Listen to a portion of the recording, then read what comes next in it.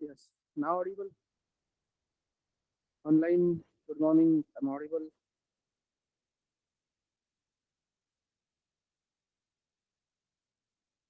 Yes. Okay. आज झालाय का? फर्स्ट डे तेरा आज? सेकंड कब आया था? कल नहीं आया था? बाकी लोग किधर है आज? हाँ, सो रहे हैं क्या? 8 बजे लेट हो, जल्दी हो रहा है क्या लैब बहुत?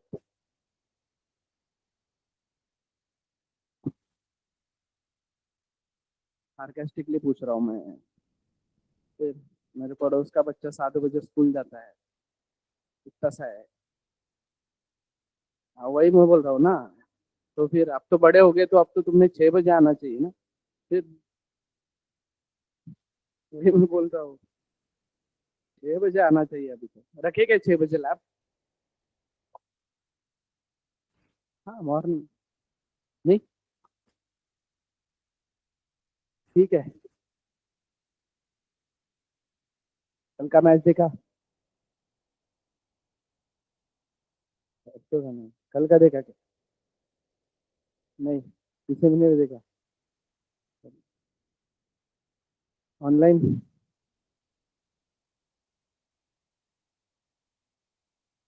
ऑनलाइन वाले लोग। वही मेरा था एक्चुअली, ट्रिक क्वेश्चन था मेरा, बट वो फेल गया। ट्रिक क्वेश्चन फेल गया।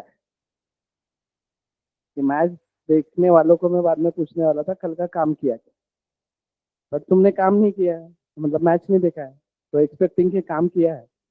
तो चलो, काम किया है कल का सबने, ऐसा मैं एक्सपेक्ट करता हूँ, तो you should answer my question. तो ये जो 32 कीवर्ड्स की बात हुई थी कल, ये बताओ। A for apple. Yes. A for auto. Then B for break. Then C for case. Then char. Then const. Online से कोई आंसर नहीं आ रहा है, ऐसे कैसे? Yes, quick.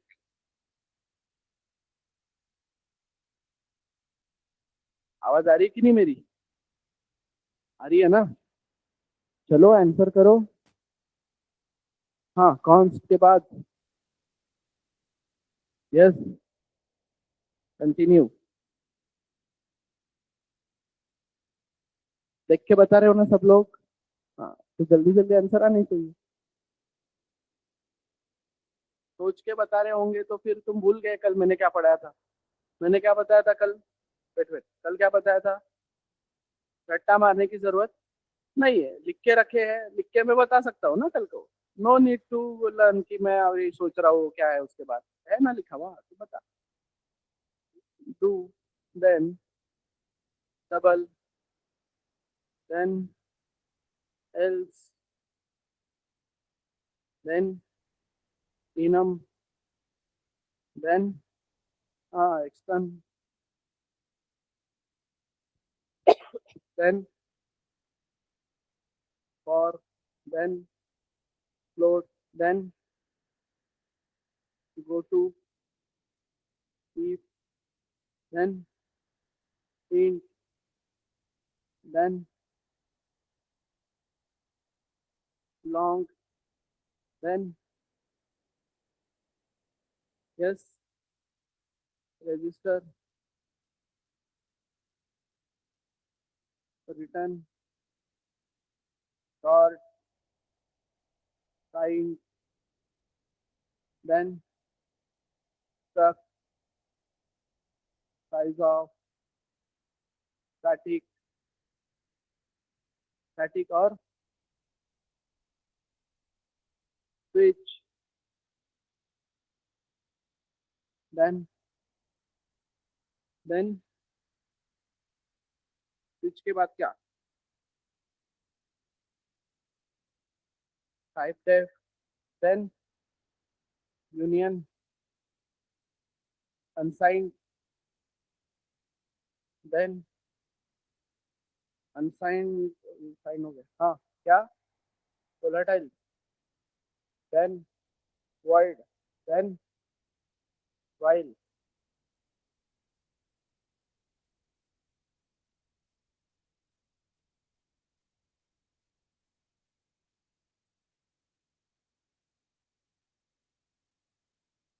ऑल है पूरे 32, राइट।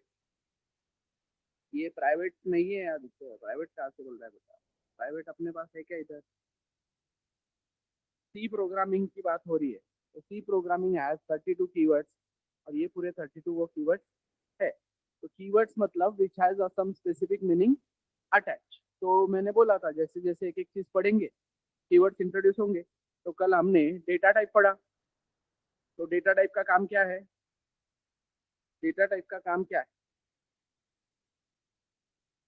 डेटा टाइप का काम था, कीवर्ड्स के बाद जो पार्ट पढ़ा हमने, डेटा टाइप्स का काम था क्या? कि कितनी जगह देनी है और किस टाइप का डेटा स्टोर होना चाहिए उसमें, राइट। किस टाइप का डेटा और कितनी जगह, तो उसके अकॉर्डिंग क्या, के अकॉर्डिंग क्या, कितने डेटा टाइप थे अपने पास? इंट, फ्लोट, कैर, डबल, वॉइड, राइट। समझ में आ रहा है?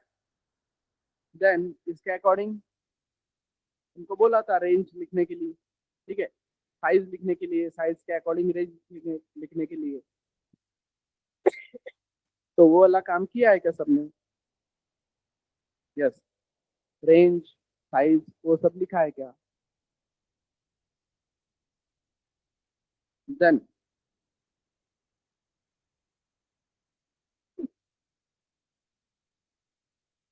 साइज वाला पार्ट है एंड रेंज वाला पार्ट है, फॉर्मेट स्पेसिफायर वाला पार्ट है, ठीक है। फिर वो लॉन्ग, शॉर्ट, साइन, अनसाइन, तो फिर लॉन्ग किसके किसके साथ चलता है, वो सब चेक किया क्या? किया होगा ना, ठीक है। तो वैसे उसकी अभी जरूरत नहीं पड़ेगी, जस्ट तुमको जनरल बताया हुआ एक चीज। तो क्या क्या कीवर्ड्स इंट्रोड्यूस हुए अपने फिर कल इसके अकॉर्डिंग?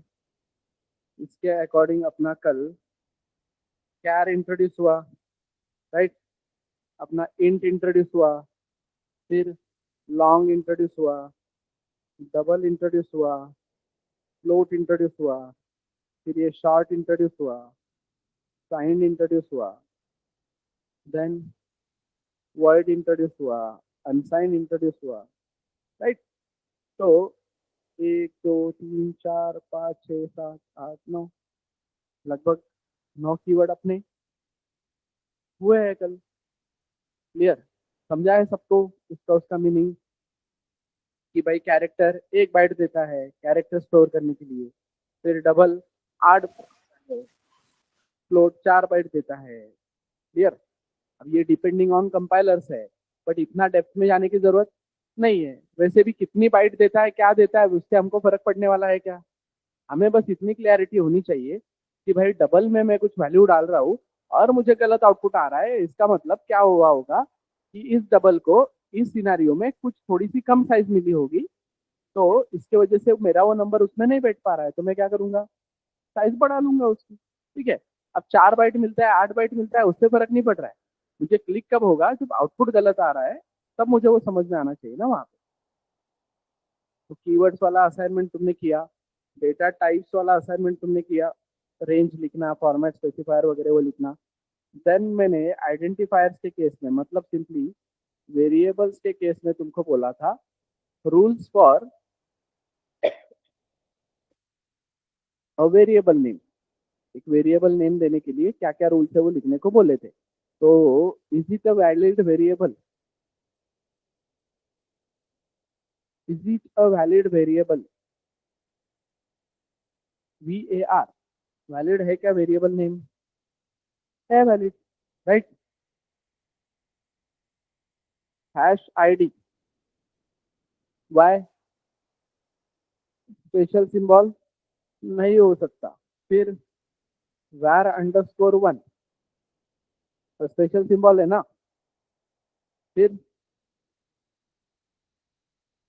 अंडरस्कोर छोड़ के बाकी कोई स्पेशल सिंबल नहीं चलता। स्टार्टिंग एंडिंग की बात नहीं है, स्पेशल सिंबल कहीं पे भी नहीं चलेगा, ठीक है। वो डिजिट का बोल रहे थे, cannot start with digit one, ABC cannot be a variable name, but ABC1 can be a variable name. कि डिजिट स्टार्टिंग में नहीं आना चाहिए, स्पेशल सिंबल कहीं पे भी नहीं आना चाहिए, ठीक है। अंडरस्कोर हो सकता है। Then function can function be a valid variable name? Yes or no? Yes. अब जानबूझ के कंफ्यूज करने के लिए लिखा है, कोई ऐसा वेरिएबल नेम लेगा नहीं। वेरिएबल नेम थोड़े से सेंसिबल होने चाहिए ना, कुछ कोई लेगा नहीं वैसा वेरिएबल नेम, बट हो सकता है because it is following all the rules. ना कोई कीवर्ड है, ना कोई स्पेशल सिंबल है, ना उसमें स्पेस है, ना डिजिट से शुरू होता है, राइट। समझ में आ रहा है क्या? ना हो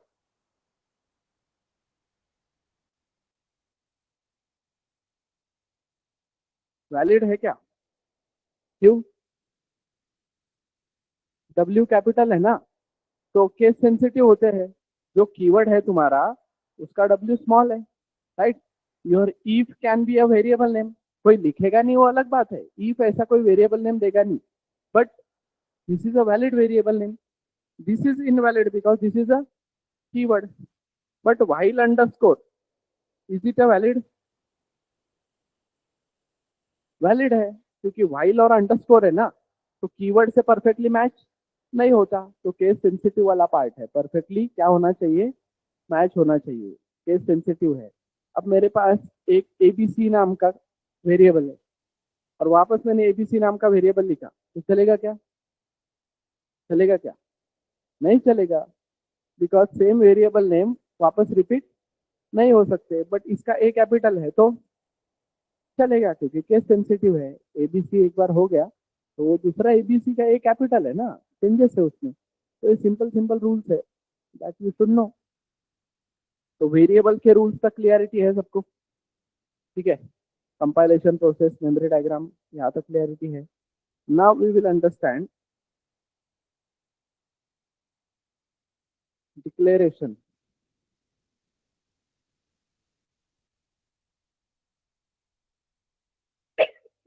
अब मुझे एक नंबर स्टोर करना है, अब मुझे एक नंबर स्टोर करना है, तो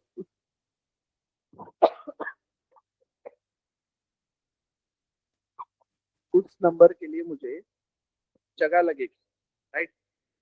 उस नंबर के लिए मुझे जगह लगेगी, तो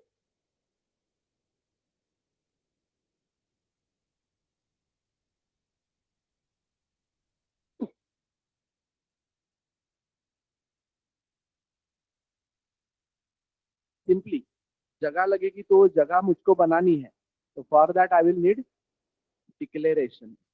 समझ में आ गया? डिक्लेरेशन, तो डिक्लेरेशन के लिए मुझे क्या करना पड़ेगा कि किस टाइप का डेटा और कितना स्टोरेज कौन डिसाइड करेगा? डेटा टाइप, ठीक है। और उसको क्या करना पड़ेगा? एक वेरिएबल नेम, ठीक है। Data type, variable name and semicolon, this is my declaration. Clear? अब मुझे चाहिए एक इंटीजर स्टोर करना है। भाऊ भाऊ आहे का तुम्ही दोघं?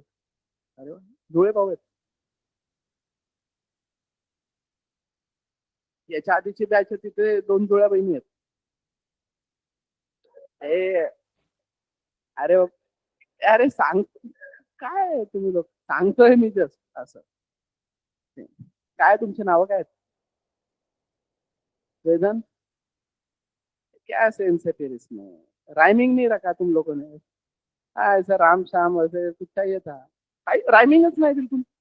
अनिकेत वेदांत एकदमच वेगळं आहे। सो चलो back to the point, data type and variable name. तो मुझे करना है इंटीजर स्टोर, इंटीजर स्टोर करना है, एक मतलब 10 20 30 ऐसा कुछ मुझे वैल्यू स्टोर करना है, तो उसके लिए जगह लगेगी, तो मैं बोलूंगा इंट नंबर या NO। तो ये int is a data type, ये है वेरिएबल नेम। तो ऐसा मैं करता हूं तो मेमोरी में क्या बनेगा? मेमोरी बनेंगे 4 बाइट्स, ओएस क्या करेगा, ओएस कोई भी अवेलेबल एड्रेसेस पे 4 बाइट अलोकेट करके देगा और उस अलोकेटेड मेमोरी को मैं आइडेंटिफाई करूंगा किस नाम से, एनओ, इस नाम से आइडेंटिफाई करूंगा। This is called as your declaration. ठीक है, this is how we will declare a variable. जैसे मैं बोलता हूँ डिक्लेयर 2 वेरिएबल्स, तो 2 वेरिएबल्स डिक्लेयर मतलब नंबर 1 नंबर 2 ऐसे मैं 2 वेरिएबल डिक्लेयर करूंगा तो उनको मेमोरी मिल जाएगी। अब इनिशियली इस ब्लॉक में क्या वैल्यू रहेगी, इनिशियली इस ब्लॉक में कुछ भी वैल्यू हो सकती है। मतलब क्या है, तुमको सिर्फ 4 बाइट मिल गए, मतलब 32 बिट मिल गए। अब वो बिट 0101 कुछ भी हो सकते हैं ना इनिशियली, तो 01 कुछ भी हो सकते हैं इनिशियली, तो उसका कोई भी मिला के एक नंबर बनेगा। अब वो नंबर मेरे काम का है क्या, नहीं, तो उसे मैं बोलूंगा गार्बेज, वो गार्बेज है मेरे लिए।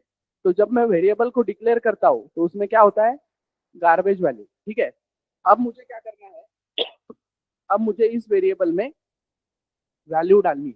ठीक है, इस वेरिएबल में वैल्यू डालनी है, तो सिंपली मैं बोलता हूँ यहाँ पे NO इक्वल्स टू 10।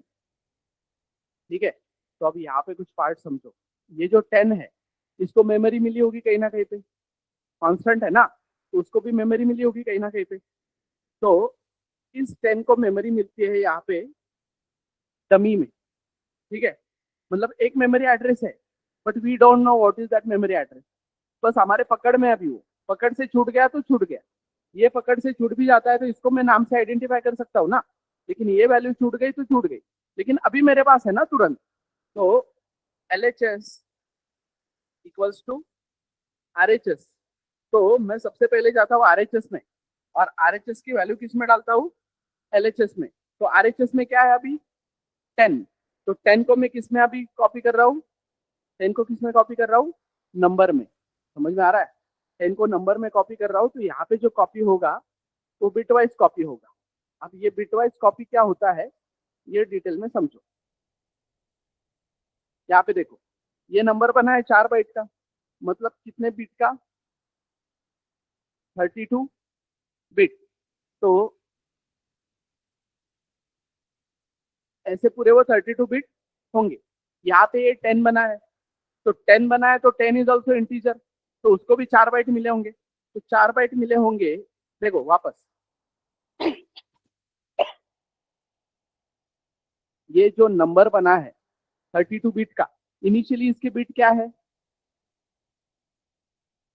कुछ भी, मतलब मैं इसकी गारंटी दे सकता हूँ क्या, कुछ भी हो सकते हैं उसके बिट, कुछ भी हो सकते हैं, 010101 कुछ भी। ठीक है, फिर यहाँ पे एक 10 बना, तो 10 किस में बना, डमी में। 10 कहाँ पे अभी, डमी में, मतलब एक मेमोरी एड्रेस पे है, बट हमें पता नहीं हुआ एड्रेस। ठीक है, ये एड्रेस हम कल को फेच भी कर सकते हैं नंबर की मदद से।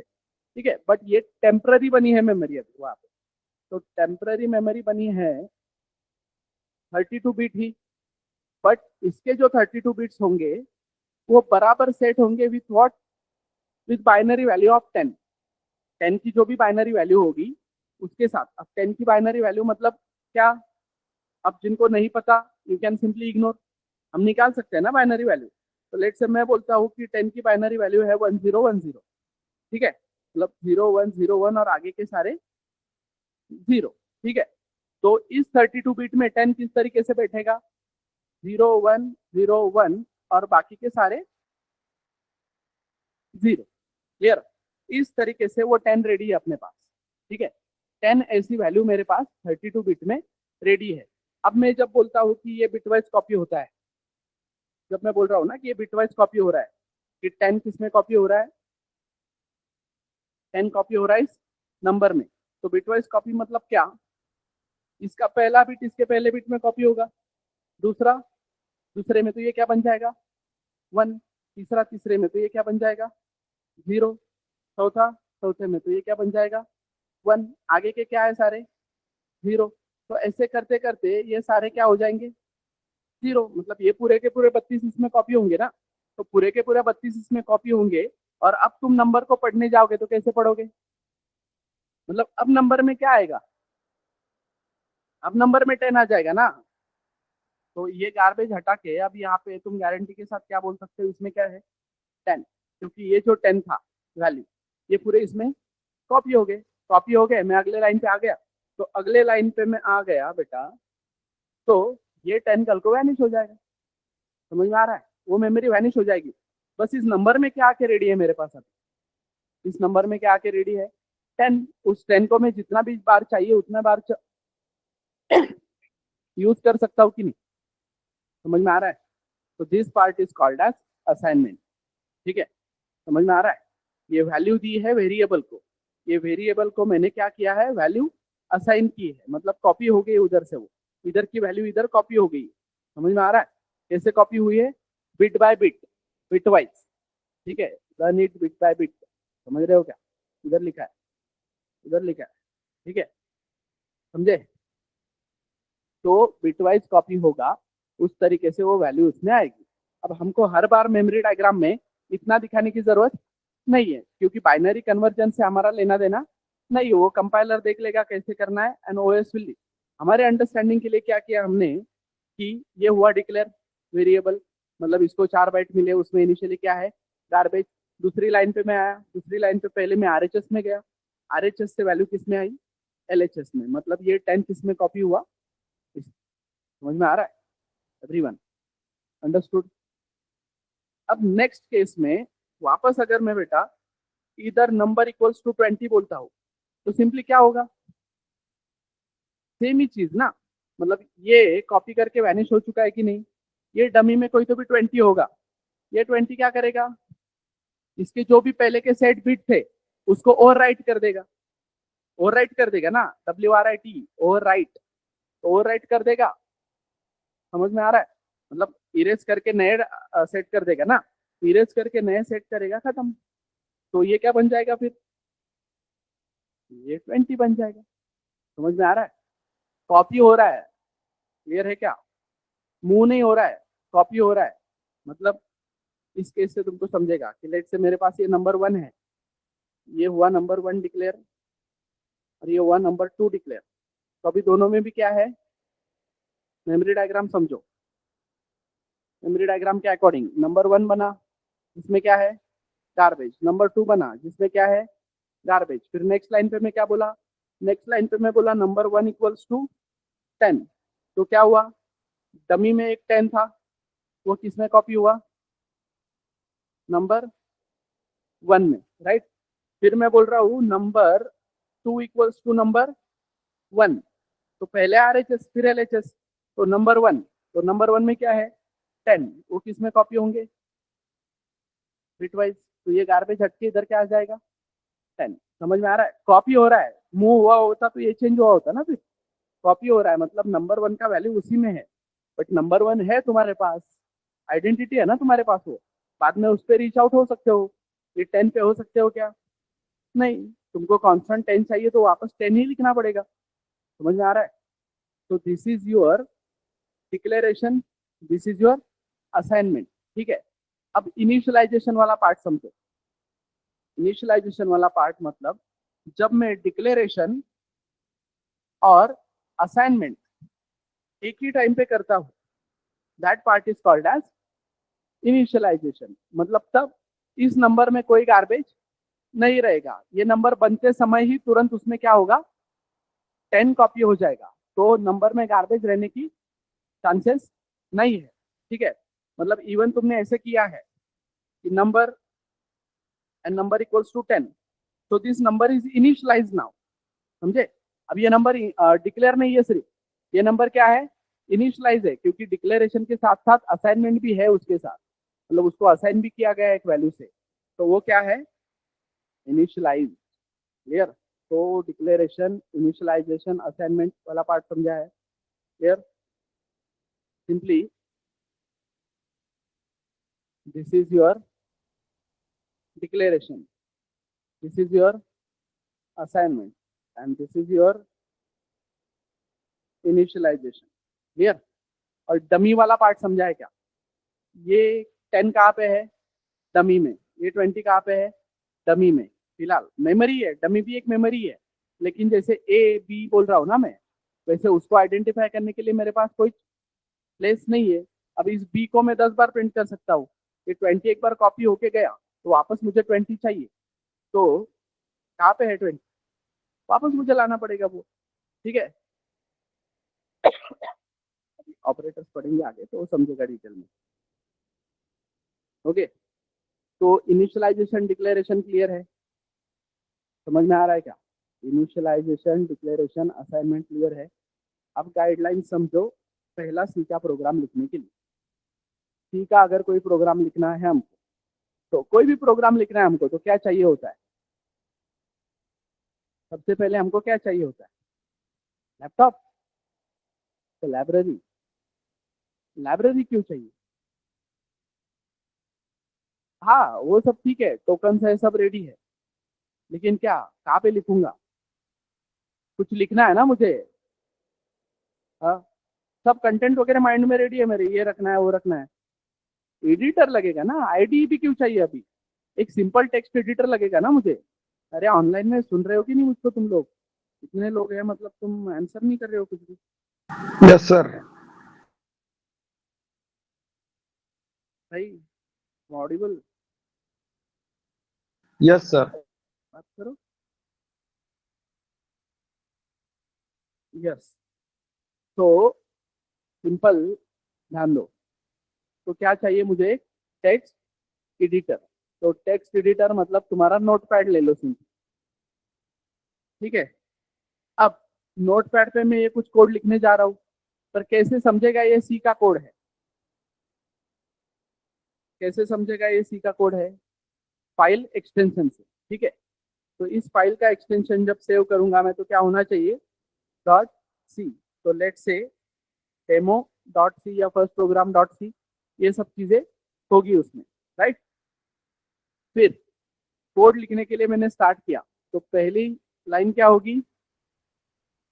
लेट से कमेंट्स। कुछ कमेंट्स अगर मुझको देने हैं कि भाई ये किस रिलेटेड कोड है, क्या है, वो मैं वहां पे लिख सकता हूँ, but it is compulsory? Is it compulsory? No. तो वो क्या है? ऑप्शनल है। देना है तो दो, नहीं तो मत दो। फिर उसके बाद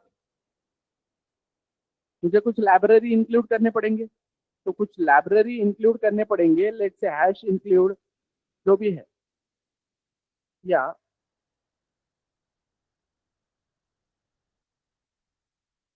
इंक्लूड फाइल्स और लाइब्रेरी। तो ये कंपलसरी है क्या? ये कंपलसरी है क्या? तो these are optional in C programming, ठीक है। नहीं भी लिखे तो भी इम्प्लिसिटली तुमको प्रोवाइड किए जाएंगे बिगिनर लेवल पे, ठीक है। और पहला प्रोग्राम लिखना है तो तुम प्रिंटफ वगैरह यूज करोगे, तो उसके लिए stdr.h तुमने नहीं भी लिखा तो भी तुमको मिल जाता, ठीक है। तो ऑप्शनल है। देन कुछ ग्लोबल डिक्लेरेशंस है, कुछ ग्लोबल डिक्लेरेशंस की जरूरत है, तो वो तुम लिख सकते हो, but those are also optional. वो भी क्या है? ऑप्शनल है। ग्लोबल डिक्लेरेशन तो सारा है ऑप्शनल है, तो फिर कंपलसरी क्या है? तो कंपलसरी है अभी आने वाला main function. Main function mandatory है वहां, क्लियर। मेन फंक्शन होना ही चाहिए, मैंडेटरी। देन उसके बाद कुछ अदर फंक्शन डेफिनेशन जो है यहाँ पे वो होंगी, तो दीज आर ऑल्सो ऑप्शनल। तो ये इतने गाइडलाइंस है, ठीक है, जिसमें एक ही चीज मैंडेटरी है सिर्फ, क्या? Main function. मतलब अगर मैं अभी नोटपैड ओपन किया, नोटपैड ओपन किया और डॉट सी बोला और यहाँ पे डेमो बोला और यहाँ पे लिखा वर्ड मेन,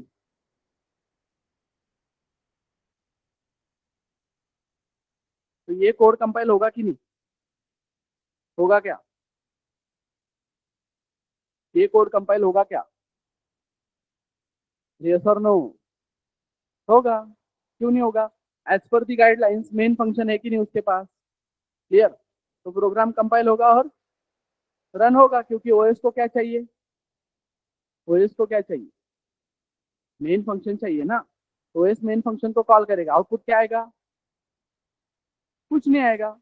इसमें कुछ नहीं लिखा है तो आउटपुट कुछ नहीं आएगा ना। समझ में आ रहा है क्या? कुछ लिखा है क्या उसमें? कुछ मांगा है क्या हमने उससे आउटपुट?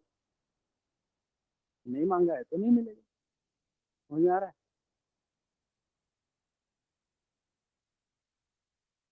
तो this is how you will write the programme.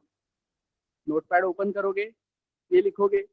अब इसके अंदर तुम लिखने वाले हो जो भी कोड है वो, जब तक हम फंक्शन इंट्रोड्यूस नहीं करते तब तक इसी में ये काम होगा। क्या बेटा सूची, विच वन इज ऑप्शनल? क्या ये डिक्लेरेशन बोल रहा है क्या? डिक्लेरेशन इन सी प्रोग्रामिंग मतलब क्या फाइल इंक्लूजन? तो देखो, जब भी तुम फाइल इंक्लूड नहीं करते हो तो सी विल इम्प्लिसिटली प्रोवाइड यू जो भी फाइल उसके पास है वो, बट वो वार्निंग देगा। ठीक है, वो वार्निंग देगा कि ऐसा ऐसा फाइल इंक्लूड करो। तो फॉर बेटर प्रैक्टिस, बट अभी इतना कोड लिखने के लिए मुझे कोई फाइल इंक्लूजन की जरूरत है क्या? इस कोड में मैंने कुछ लिखा ही नहीं है, मतलब इसके अंदर मैंने कुछ लिखा ही नहीं है, तो फाइल इंक्लूजन कंपलसरी है क्या फिर? यहाँ पे समझ में आ रहा है क्या? नीड ऑफ फाइल इंक्लूजन है क्या कुछ? फाइल कब इंक्लूड करनी पड़ेगी? जब मैं कोई फंक्शन यूज कर रहा हूँ बिल्ट इन, तो उसके लिए मुझे वो फाइल इंक्लूड करनी पड़ेगी। पर अभी कोई बिल्ट इन फंक्शन ही नहीं यूज कर रहा हूँ ना। और चलो कोई बिल्ट इन फंक्शन यूज भी कर लिया तो सी प्रोग्रामिंग मुझे कंपल्शन नहीं करता है, बस एक वार्निंग देता है कि भाई इम्प्लिसिट हमने यूज किया है, बट तुम एक्सप्लिसिटली, इम्प्लिसिट एक्सप्लिसिट समझता है ना, कि हमने इम्प्लिसिटली तुमको प्रोवाइड किया है, बट बेटर प्रैक्टिस के लिए तुम क्या करो, लिख के रखो, क्योंकि हमने किया है प्रोवाइड, कल को दूसरे ने नहीं किया तो। मतलब अभी जो सिस्टम चल रहा है, जो कंपाइलर है फॉर एग्जांपल, वो बोल रहा है मैं अलाउ करता हूँ, मैं इम्प्लिसिटली देता हूँ, दूसरे एक्सवाइजेड कंपाइलर ने नहीं दिया तो। समझ में आ रहा है क्या? तो वाई क्लियर है तुम्हारा, इंक्लूड क्यों करना है फाइल? तो वार्निंग पढ़ के, या चलो वार्निंग भी नहीं, कल को एरर आ रहा है, कल को वो बोल रहा है कि प्रिंटफ इज नॉट डिफाइंड, तो प्रिंटफ इज नॉट डिफाइंड बोलने पे तुम क्या करोगे फिर? लाइब्रेरी इंक्लूड करोगे ना। तो कंपाइलर तुमको बोलेगा ना नीचे कि प्रिंटफ डिफाइन नहीं है भाई, लाइब्रेरी इंक्लूड करो, मुझे वो नहीं मिल रहा है, उसका डेफिनेशन कहाँ पे है? क्लियर? तो ये वाला पार्ट है। तो गाइडलाइन समझ में आए, पहला कोड कहाँ पे लिखना है, कैसे लिखना है, क्लियर है? समझ में आ रहा है? पहला कोड लिखोगे तुम मेन के अंदर, और मेन भी खुद एक फंक्शन ही है। क्लियर? जिसको ओएस कॉल करेगा उसको स्टैक फ्रेम मिलेगी। तो अभी तुम्हारा जो भी मेमोरी डायग्राम होगा किसके अंदर होगा? वो स्टैक के अंदर होगा, जो मेन का स्टैक बना है उसके अंदर। अब आगे का पार्ट स्टार्ट करते हैं।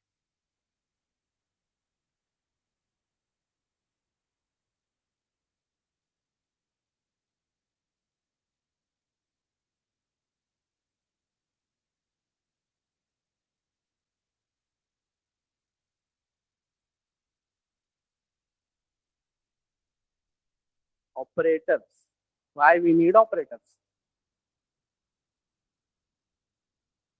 Why we need operators? हर चीज का आंसर ऐसा वास्ट 10 मार्क वगैरह के लिए नहीं होता है बेटा। Why we need operator? To perform operation, खत्म, एवढं काय त्यात विचार करायला लागते ना. मग ऑपरेटर्स का पाहिजे? तर ऑपरेशन्स करायला, संपला विषय. येते का लक्षात? तो ऑपरेटर्स क्यों चाहिए हमको? वेरियस ऑपरेशंस परफॉर्म करने के लिए। किस पे? ऑपरेंड्स पे। ठीक है, ऑपरेंड्स पे। अब ऑपरेटर और ऑपरेंड समझो, मतलब देखो ए प्लस बी, इसमें ऑपरेटर कौन है? प्लस इज ऑपरेटर, ए और बी क्या है? ऑपरेंड्स। ठीक है, तो कितने ऑपरेंड्स है, कितने ऑपरेंड्स है उस पर डिसाइड होता है तुम्हारा यूनरी, बाइनरी और टर्नरी। तो लेट से ये बाइनरी में आता हूं मैं, या एक एग्जांपल देता हूं तुमको पहले। ये ए प्लस प्लस तुमने देखा होगा, या मैं बाद में पढ़ाऊंगा डिटेल में। यहाँ पे कितने ऑपरेटर्स है? कितने ऑपरेटर्स है? Everybody expecting from online as well, answers आने चाहिए क्विक। कितने ऑपरेटर्स है? कितने ऑपरेटर्स है? यस, कितने ऑपरेटर्स है? अरे ऑनलाइन मेरी आवाज जा रही कि नहीं? गलत तो गलत यार, आंसर तो आना चाहिए ना। लेकिन देखो ये प्रॉब्लम है बेटा ऑनलाइन का, समझ में आ रहा है तुम लोगों को? कितने ऑपरेटर है यहाँ पे? एक, this plus plus is together operator, unary operator, it has only one operand, तो ऑपरेंड से डिसाइड होगा, ऑपरेटर हमेशा एक ही रहेगा। अब मैं यहाँ पे बोल रहा हूँ a plus B, how many operands are there, how many operands are there, 2, इसीलिए बाइनरी ऑपरेटर। समझ में आ रहा है? ऑपरेटर कितना है यहाँ पे, एक ही है। ये तुम्हारा कल को इफ एल्स पढ़ाने के बाद में पढ़ाऊंगा टर्नरी ऑपरेटर। तो कितने ऑपरेटर्स है यहाँ पे,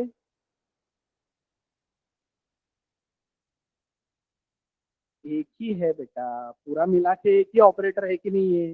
इसको पूरे मिला के टर्नरी ऑपरेटर बोल रहे कि नहीं? नहीं तो क्वेश्चन मार्क कोलन बोलते कि नहीं अलग से? तो पूरा मिला के क्या है वो, एक ही ऑपरेटर है। यहाँ पे ए बी और सी ऑपरेंड कितने होंगे, तीन, तीन ऑपरेंड होंगे, इसलिए वो बना टर्नरी ऑपरेटर। तो तुम्हारा ऑपरेटर एक ही रहता है, ऑपरेंड से डिसाइड हो रहा है यूनरी है, बाइनरी है, टर्नरी है। चिट्ठी निकाल के नाम नहीं दिया है ना, चिट्ठी निकाली और बोला आज की, अरे हाँ इसको आज से यूनरी बोलेंगे, नहीं ना। कुछ तो लॉजिक होगा ना उसके पीछे कि एक ऑपरेंड है तो यूनरी, दो ऑपरेंड है तो बाइनरी। तो A plus B plus C plus D, कितने ऑपरेंड्स है एक ऑपरेटर के साथ, एक ऑपरेटर के साथ कितने ऑपरेंड है, एक ऑपरेटर के साथ कितने ऑपरेंड है, एक ऑपरेटर के साथ दो ही ऑपरेंड है। ये एक ऑपरेटर है, ये उसका पहला ऑपरेंड, ये उसका दूसरा ऑपरेंड। ये ऑपरेटर है, इसका रिजल्ट उसका पहला ऑपरेंड, इसका रिजल्ट उसका दूसरा ऑपरेंड। तो बाइनरी ऑपरेटर के साथ हमेशा कितने कनेक्टेड है, दो ही ऑपरेंड कनेक्टेड है ना। वो मैं बात बोल रहा हूँ कि ऑपरेटर हमेशा एक रहेगा और उसके साथ ऑपरेंड कितने हैं उससे डिसाइड होगा बाइनरी है, टर्नरी है या यूनरी है। ठीक है, तो यूनरी और टर्नरी हम समझेंगे बाद में, पहले हम आते हैं अभी बाइनरी। ठीक है, तो बाइनरी में हमारे पास क्या क्या अवेलेबल है, अरिथमेटिक, रिलेशनल एंड लॉजिकल, और देयर इज वन ऑपरेटर। जैसे बाकी लेफ्ट शिफ्ट राइट शिफ्ट बहुत सारे हैं बिट वाइज, वो मैं बाद में कवर करूंगा जब तुमको बाइनरी के बारे में बताऊंगा तब। अभी तीन इंपॉर्टेंट कौन से अपने पास, arithmetic, relational and logical. Clear?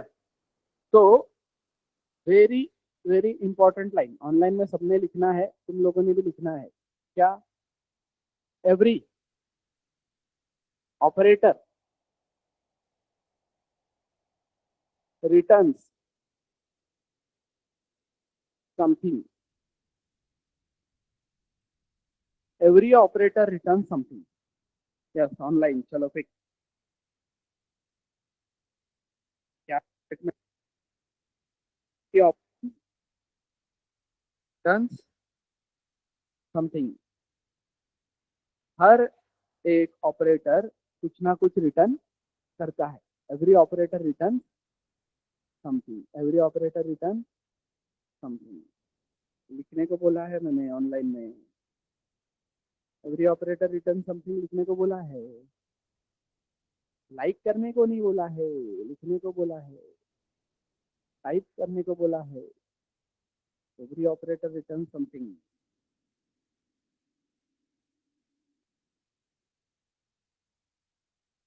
तो एवरी ऑपरेटर रिटर्न समथिंग, तो ये है मेरा वर्ड मेन,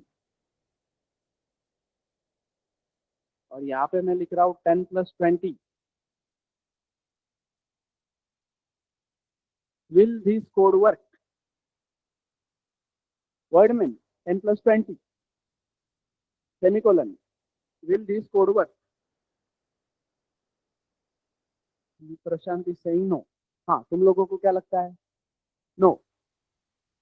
हाँ, yes no yes no yes no, 10+20 लिख दिया सिर्फ तो नहीं चलेगा। हाँ, बाकी लोग we are expecting the answers, will this code work.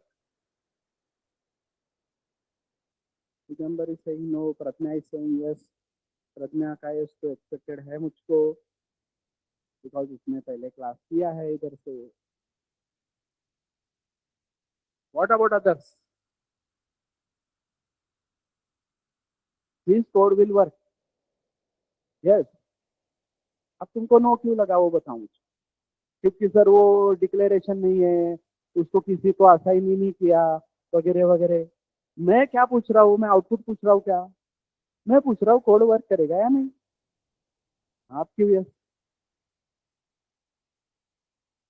Easy. तुमको क्या आदत लगी है कॉलेज से कि कोई ए में 10 डालेगा, फिर बी में 20 डालेगा, फिर वो ए प्लस बी बोलेगा, फिर उसको सी में डालेगा, तभी एडिशन होगा। ये सब आदतें लगी है, या फिर ये तो भी देखने की आदत है कि सी इज इक्वल टू 10 प्लस 20 तो भी लिखेगा, राइट? मैंने क्या बोला है अभी कि कोड यहाँ पे आएगा, उधर देखेगा 10 है प्लस 20 है, तो एवरी ऑपरेटर रिटर्न समथिंग। तो अरिथमेटिक ऑपरेटर है ये, तो ये क्या रिटर्न करेगा? Operational value. तो उसकी जो भी ऑपरेशनल वैल्यू बनती है, मतलब अभी मेमोरी में क्या है बेटा? अभी मेमोरी में 10 है, किसमें है? डमी में, राइट? मेमोरी में 20 है, किसमें है? डमी में। तो एस्टेब्लिश है कि नहीं 10 20? कोई प्रॉब्लम है क्या? 10 एज अ वैल्यू एग्जिस्ट करता है, 20 एज अ वैल्यू एग्जिस्ट करता है, तो इन दोनों का एडिशन हो सकता है कि नहीं? तो इन दोनों का एडिशन जब होता है तो एक आउटपुट आता है इधर 30। तो जहां पे हमने एडिशन किया है वहां पे वो 30 आके रुकता है, राइट? तो 30 आके रुकता है, तो 30 आके रुकता है तो कहाँ पे रुकता है? डमी में आके रुकता है ना। तो ये जो 10 + 20 हुआ, इसका आउटपुट यहाँ पे 30 आके रुका है, डमी में रुका है। अब तुम डमी में रिसीव करते हो कहीं पे डमी को, मतलब कॉपी करते हो या नहीं करते हो, तो तुम्हारी मर्जी ना। कंपल्शन है क्या कॉपी करना ही चाहिए? हाँ, अगर यहाँ पे सेमी कोलन नहीं होता तो में भी कंपाइलेशन एरर आता कि वो बोलता कि भाई आगे मैं कुछ एक्सपेक्ट कर रहा हूँ, लेकिन सेमी कोलन से तुम उसको क्या बताओगे कि नहीं लाइन खत्म होगी, यहाँ तक ही है ना। तो that there can be error semicolon की वजह से, बट यहाँ पे क्यों एरर होना चाहिए ना? 10 है 20 है, दोनों की एडिशन हुई, 30 आके कहाँ पे रुका है? डमी में, राइट? हाँ, अब ये 30 अगर मुझे चाहिए था आगे, तो मैंने क्या करना चाहिए था? मैंने यहाँ पे एक पहले ही इंटीजर सी रखना चाहिए था, राइट? तो मतलब क्या बना होता मेमोरी डायग्राम के अकॉर्डिंग? ये सी बना होता जिसमें क्या होता? गार्बेज। फिर ये 10 + 20 की क्या हुई? एडिशन। उनको मिला के यहाँ पे डमी में क्या बना? 30। अब ये 30 यहाँ पे रुका है, तो इधर से रुका हुआ 30 मैं सी में कॉपी कर सकता हूँ कि नहीं? तो अब ये डमी वाला 30 जो है मैं यहाँ पे दे सकता हूँ कि नहीं? डमी में रुका हुआ 30 मैं सी में कॉपी कर सकता हूँ ना। तो मैं कॉपी नहीं किया तो कंपाइलेशन एरर, ऐसा थोड़ी है। कॉपी नहीं किया तो वहां पे रुक के चला जाएगा। समझ में आ रहा है? अंडरस्टूड? ये डमी था, डमी में से वो सी में मैंने कॉपी किया। क्लियर है क्या? तो एवरी ऑपरेटर रिटर्न समथिंग। तो रिटर्न समथिंग मतलब रिटर्न सीधा सी में नहीं करता है, पहले कहाँ पे रिटर्न करता है? वहां पे डमी में रिटर्न करता है। डमी में रिटर्न करता है, फिर बोलता है कि मेरा काम हो गया। पहले आरएचएस आएगा, तो आरएचएस जितना है पूरा इवेलुएट करके एक वैल्यू पे आ जाएगा। तो आरएचएस बोलेगा कि भाई मेरा 10 + 20 30 मैंने यहाँ पे लाके रख दिया है, मेरा काम खत्म। अब क्या काम बचा है? अब असाइनमेंट का काम बचा है। तो इधर 30 आके जो रुका है वो किधर कॉपी हो जाएगा? सी में कॉपी हो जाएगा। और उस सी को मैं प्रिंट करूंगा थोड़ी देर बाद। प्रिंट का तुमको बताता हूँ, तो प्रिंट करके मुझे पता चलेगा कि कैसे उसको डिस्प्ले करना है। तो उसमें 30 आया, इसकी गारंटी तो देनी पड़ेगी ना कि एडिशन हुआ है कि नहीं करके। समझे? तो ऐसा है बेटा वो। समझ में आ रहा है? क्लियर है एवरीबॉडी? तो ये वाला पार्ट, तो एवरी ऑपरेटर रिटर्न समथिंग, तो वो डमी वाला पार्ट समझना इंपॉर्टेंट। अब कल को मैं ऐसा कोड लिखूंगा, कल को आके यहाँ पे लिख दूंगा 10 और सेमी कोलन, तो कोड चलेगा क्या? चलेगा क्या? यस और नो? यस। क्यों नहीं? आ रहा है 10 डमी में रुका है, तुम कोई पे आसानी नहीं कर रहे हो, कोड आगे बढ़ेगा ना। यहाँ पे 10 है कि नहीं, एक वैल्यू है कि नहीं, कहाँ पे रुकी है? डमी में। डमी में रुकी है, यहाँ पे क्या बोला जा रहा है? Semi colon. खत्म। आगे की लाइन चालू होगी ना उससे। इसको, इस 10 को तुमको कहीं पे इंटीजर ए में असाइन करना है तो करो, नहीं तो मत करो।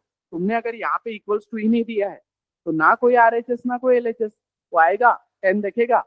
हाँ, अगर तुमने यहाँ पे सेमीकोलन नहीं दिया है या तुमने यहाँ पे सिर्फ प्लस लिखा है, तो प्लस बोलेगा कि भाई I am not satisfied, with one operand, क्योंकि मैं कौन हूँ, मैं बाइनरी ऑपरेटर हूँ, मुझे दो ऑपरेंड चाहिए होते हैं, तो मुझे दो ऑपरेंड चाहिए होते तो दूसरा किधर है, फिर तुम लाके देते हो ये दूसरा, फिर भी वो बोलेगा कि खत्म हुआ क्या तुम्हारा काम, खत्म हुआ होगा तो बताओ सेमीकोलन से, नहीं खत्म हुआ होगा तो आगे तुम कंटिन्यू कर सकते हो, 10 प्लस 20 प्लस 30 प्लस 40। तो कैसे वर्क होगा ये 10 प्लस 20 प्लस 30 प्लस 40, कैसे वर्क होगा, अगली बारी डमी में आके रुकेगी ना वैल्यू। अब यहाँ पे कोई बॉड मॉस नहीं, मतलब बॉड मॉस लगता है बट यहाँ पे सारे प्लस ही है ना, तो इस सीक्वेंस में वर्क हो सकता है। तो 10 प्लस 20 क्या आके रुकाएगा यहाँ पे डमी में 30, फिर 30 प्लस 30 डमी में क्या आके रुकेगा 60, फिर 60 प्लस 40 डमी में क्या आके रुकेगा 100, और वो 100 तुम कहीं पे कॉपी करना चाहते हो तो करो। समझ में आ रहा है, क्लियर है क्या।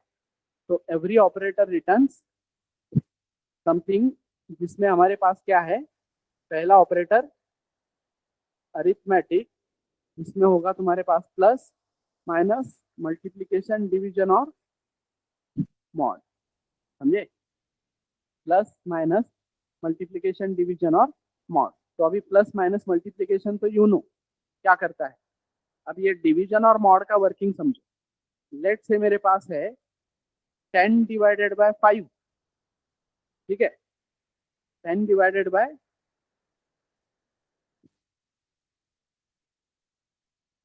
10 डिवाइडेड बाय 5, और मेरे पास है 10 मॉड 5, तो 5 टू ज़ा 10, नीचे कितना बचा है 0। तो जब मैं 10 डिवाइडेड बाय 5 करता हूँ तो मुझे आंसर कितना मिलता है 2, दैट इज क्वोशंट। और जब मैं 10 मॉड 5 करता हूँ तो मुझे आंसर क्या मिलता है 0, that is reminder. Reminder, reminder नहीं, रिमाइंडर, इट रिमेन्स देयर ना, रिमाइंडर, रिमाइंडर मतलब अलार्म वाला अपना, वो रिमाइंडर है, क्लियर। तो समझ में आया यहाँ तक। डिवीजन करोगे तो क्या मिलेगा, डिवीजन करोगे तो क्या मिलेगा क्वोशंट, और मॉड करोगे तो क्या मिलेगा reminder, and you can prove that.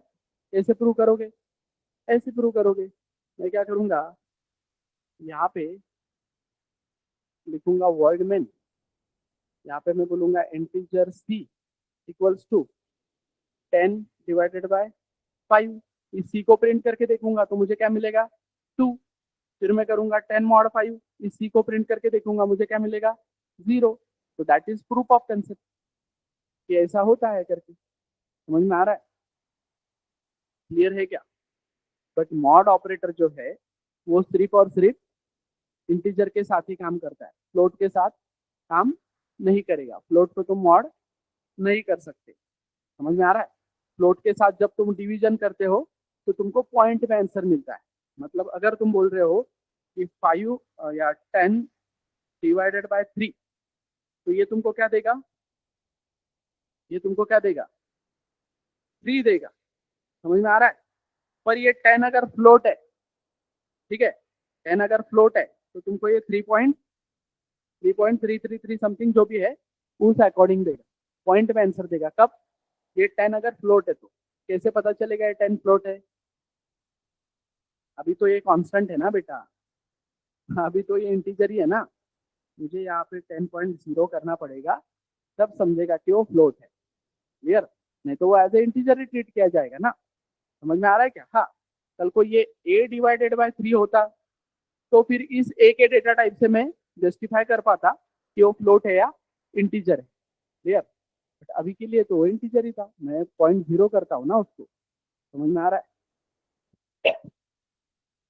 तो दिस इज अबाउट ऑपरेटर्स, इसमें arithmetic operator, every operator return something, in that arithmetic operator return operational value. Operational value इसलिए बोल रहा हूँ क्योंकि 10 प्लस 20 इंटीजर आएगा 30, प्लस 10 प्लस 2.20 है तो 30.2 फ्लोट आएगा, मतलब इंटीजर वगैरह नहीं, ऑपरेशनल वैल्यू, मतलब float plus int float return होगा ना उसके अकॉर्डिंग।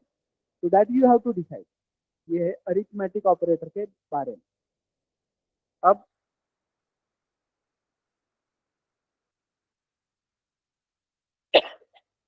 अगर इसकी क्लियरिटी है तो पहला program addition of two numbers का प्रॉपरली समझो।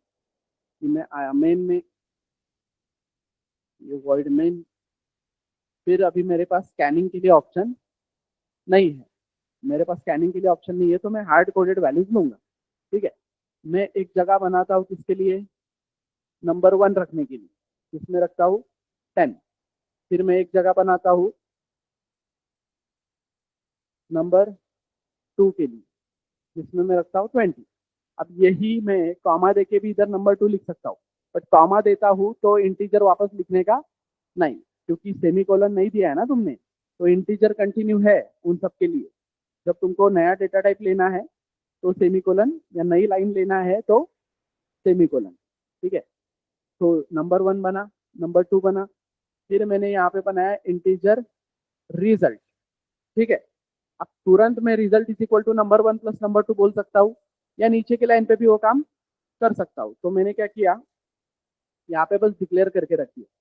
ठीक है, नेक्स्ट लाइन पे, या मुझे नंबर ऑफ लाइन्स अगर नहीं बढ़ानी है तो I will go like this, number 1 number 2 इक्वल्स टू 20 और कॉमा रिजल्ट। तो यहाँ पे समझो, नंबर 1 एंड नंबर 2 इनिशियलाइज है, रिजल्ट सिर्फ डिक्लेयर्ड है, रिजल्ट के पास अभी गार्बेज होगा डिक्लेयर होने के कारण। फिर मैं नेक्स्ट लाइन पे बोल रहा हूँ result equals to number 1 plus number 2। Clear, तो ये हो गया 2 नंबर का एडिशन। अब प्रूफ ऑफ कंसेप्ट के लिए प्रिंटअप बताता हूँ। ये कौन सा बोल रही है साक्षी बेटा की, वो रिलेशनल ऑपरेटर की बात कर रही है, वो मैंने पढ़ाया नहीं ना अब तक, less than greater than, right. We are talking about arithmetic operators. तो arithmetic operators plus minus multiplication division and mod. ठीक है, तो मेमोरी डायग्राम, तो मेमोरी डायग्राम में क्या देखा हमने, मेमोरी डायग्राम में कि भाई ये कोड सेगमेंट होगा, राइट, डेटा सेगमेंट होगा जिसमें ये ग्लोबल एंड स्टैटिक और ये हीप, जिसकी जरूरत हमको अभी फिलहाल नहीं है, राइट। अब हमने किसको कॉल किया है, मेन को। तो जैसे ही मेन को कॉल किया तो उसको क्या मिलेगा, एक स्टैक फ्रेम। ये जो स्टैक है इसमें एक स्टैक फ्रेम मिलेगी, और ये सब काम इसी स्टैक में हो रहा है अभी। तो आते ही लाइन बाय लाइन जाना है, आते ही सबसे पहले क्या बना, नंबर 1 जिसमें क्या गया 10, फिर क्या बना नंबर 2 जिसमें क्या गया 20। अब वो 10 डमी में था, फिर नंबर 1 में गया, 20 डमी में था, फिर नंबर 2 में गया। नॉट नेसेसरी कि हर बार मैं अपने दिखाता, राइट। उनको ना, मतलब क्या हुआ होगा एक्चुअली, ये नंबर 1 बना होगा, इधर डमी में कोई 10 होगा, वो किसमें कॉपी हो गया, नंबर 1 में, और वो 10 वैनिश हो गया। फिर इधर कहीं पे 20 होगा, वो 20 किसमें कॉपी हो गया, नंबर 2 में, और वैनिश हो गया। अंडरस्टूड। फिर नेक्स्ट लाइन पे आया मैं, तो हमने क्या बोला है, सबसे पहले हम किधर जाते हैं, आरएचएस में, और फिर किधर जाते हैं, एलएचएस में। ठीक है, तो आरएचएस एलएचएस इक्वल होने चाहिए, तो इक्वल है, क्योंकि नंबर 1 प्लस नंबर 2 जो भी काम करके आएगा, तो नंबर 1 इंटीजर है, नंबर 2 भी इंटीजर है, तो दोनों का एडिशन भी इंटीजर ही आएगा। तो result is okay with that. Result बोलेगा हाँ मुझे इंटीजर चाहिए, मुझे इंटीजर मिल रहा है। देन नंबर 1 प्लस नंबर 2 पूरा मिला के कितना बनाएगा, 30। पर वो 30 कहाँ पे रुका है अभी, डमी में रुका है, तो 30 रुका है डमी में, तो यहाँ पे 30 आके रुका, एक सिंगल वैल्यू पे हम आ गए। एलएचएस पूरा काम हो गया। एलएचएस का पूरा काम होने के बाद हम कर रहे असाइनमेंट, मतलब ये जो 30 यहाँ पे था, सॉरी गलत हुआ, वापस एक काम रह गया ना मेरा बीच में, ये प्रॉब्लम होता है। देखो, मैंने नंबर 1 किया इनिशियलाइज, नंबर 2 किया इनिशियलाइज, रिजल्ट डिक्लेयर नहीं किया ना, तो अभी कॉपी करने गया तो मुझे मेमोरी में नहीं दिखा रिजल्ट, तो मैंने मेमोरी के अकॉर्डिंग जाना चाहिए ना प्रॉपरली, मेमोरी डायग्राम के अकॉर्डिंग, कोड के अकॉर्डिंग, पहला दूसरा फिर ये तीसरा, फिर यहाँ पे रिजल्ट बना था जो कि क्या था, गार्बेज। फिर मैं आया नेक्स्ट लाइन पे, मैंने नंबर 1 प्लस नंबर 2 कितना आया, वो 30, नंबर 2 से 10, नंबर 1 से 10 लिया, नंबर 2 से 20 लिया, दोनों का एडिशन करके डमी में क्या रिटर्न किया, 30। वो 30 रिटर्न करने के बाद वो 30 आ गया किधर, तो 30 आ गया यहाँ पे। ठीक है, रिजल्ट में। अब मुझे प्रूव करना है कि रिजल्ट में 30 है, तो अब मेरा काम होगा उसको प्रिंट करना। ठीक है, ये रिजल्ट इन क्या जो रिक्वायर्ड रिजल्ट इज 30। या फाइनल रिजल्ट इज 30। तो इसके लिए मैं क्या करूंगा, इसके लिए मेरे पास है function called as printf, PRINTF। ऐसा प्रिंटफ नाम का एक फंक्शन है जिसमें मैं, ये है उसका syntax, bracket open bracket close, and here you have to specify कि तुमको क्या प्रिंट करना है। तो मुझे प्रिंट करना है क्या, ये रिजल्ट। तो मैं डबल कोट्स में क्या बोलता हूँ इधर, इसका पहला पैरामीटर क्या है, डबल कोट्स के अंदर होगा, राइट। तो यहाँ पे मैं बोलता हूँ रिजल्ट, तो क्या प्रिंट होगा, क्या प्रिंट होगा एवरीवन, 30 प्रिंट होगा या रिजल्ट प्रिंट होगा, एवरीबॉडी।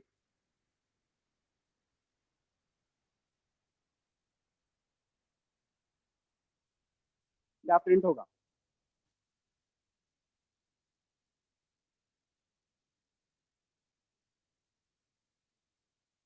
क्या प्रिंट होगा, अरे यस प्रिंट होगा, राइट।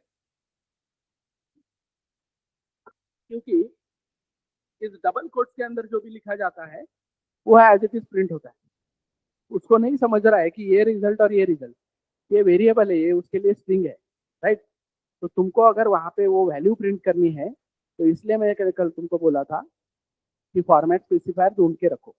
तो तुम यहाँ पे क्या बोलोगे, percent D, why percent D, because we are printing integer.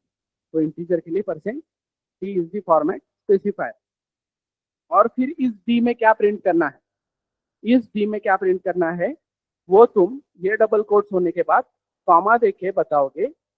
तो ये जो रिजल्ट है वो रिस्पेक्टिव रिजल्ट इस परसेंट डी में जो भी उस रिजल्ट के अंदर होगा, क्योंकि नॉट नेसेसरी ना मैं इधर 10 20 दी, मैं कुछ भी वैल्यू दे सकता हूँ। तो उसके अकॉर्डिंग अब यहाँ पे क्या प्रिंट होगा, 30 प्रिंट होगा। समझ में आ रहा है। अब मुझे ऐसे प्रिंट करना है, the result is 30, the result is 30। ऐसे अगर मुझे प्रिंट करना है तो I will go with the result, result is, अब यहाँ पे मुझे वो 30 चाहिए ना, मतलब रिजल्ट इज 30 20 जो भी रिजल्ट आएगा वो रिजल्ट चाहिए ना मुझे। तो ये रिजल्ट तो वेरिएबल यहाँ पे नहीं दे सकता, तो मैं यहाँ पे एक फॉर्मेट स्पेसिफायर दे के रखता हूँ। और मैं बोलता हूँ कि उस फॉर्मेट स्पेसिफायर में जो भी आना चाहता है वो मैं कहाँ से पास करूंगा, यहाँ से।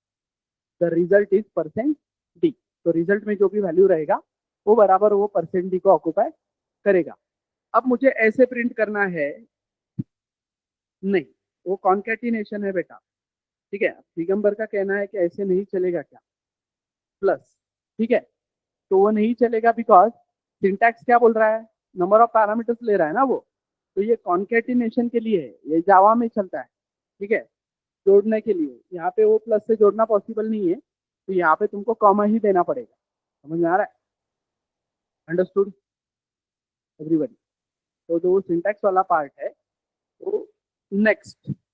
अब मुझे प्रिंट करना है the addition of 10 and 20 is 30, addition of 10 and 20 is 30। तो मैं यहाँ पे बोल रहा हूँ print F addition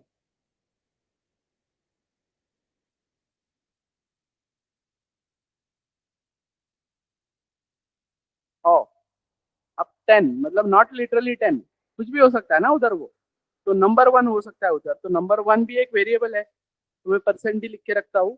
the addition of percent D and percent D is percent D.